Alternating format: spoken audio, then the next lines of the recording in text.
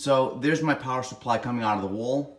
That piece of 1x1 is the main mounting portion, which I measured out and leveled off.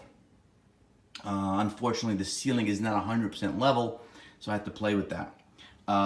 Then I measured out the distance between these two cabinets to get my center line, and that little X up here is my center line, which is at 19.5 inches in my case. Preset this, prepared all my mounting holes and my anchors. I have some piping behind the wall for a new hot water heating system, so please be careful with that. There's wires and pipes behind the wall as well as gas lines that could be there, so take great caution when you're putting in your pilot holes and your anchors. So right now I've scored with my handy DeWalt knife, and this is not an advertisement for DeWalt. But this is a great tool, and I was able to score out my line. That's going to be for my vent. Now my vent is going to be this guy right here, which is a model VP561, and you can see the measurements there.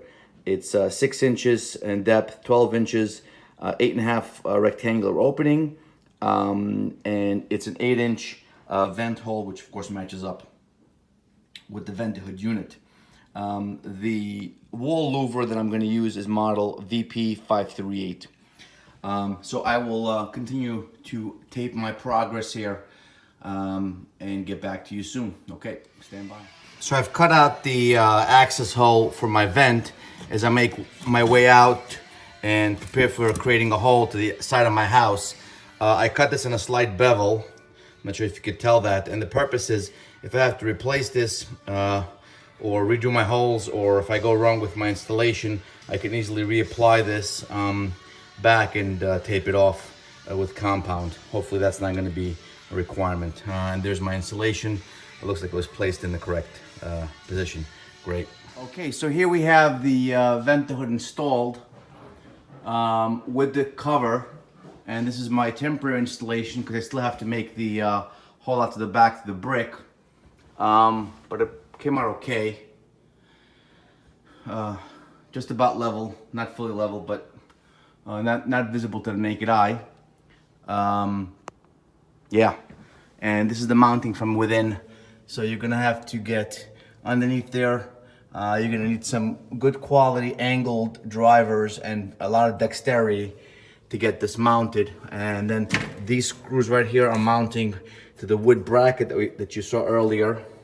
And there's another one here that's temporary, and I didn't lock it in all the way because I'm not done. I'm gonna put another fastener in that last hole, if you can, hope you could see that. And yeah, that's it for now. So my hole to the outside is done. I had to cut the brick out on the outside.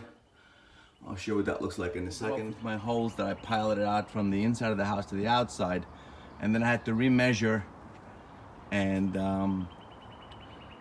recheck my holes before I made the cuts in the brick, and that worked out okay. Those little holes can be easily patched. And here's what I used. I used a couple of side grinding tools, my Makita hammer drill with a long bit, and I got the job done. And here are the remnants. So my hole to the outside is done. I had to cut the brick out on the outside. I'll show you what that looks like in a second.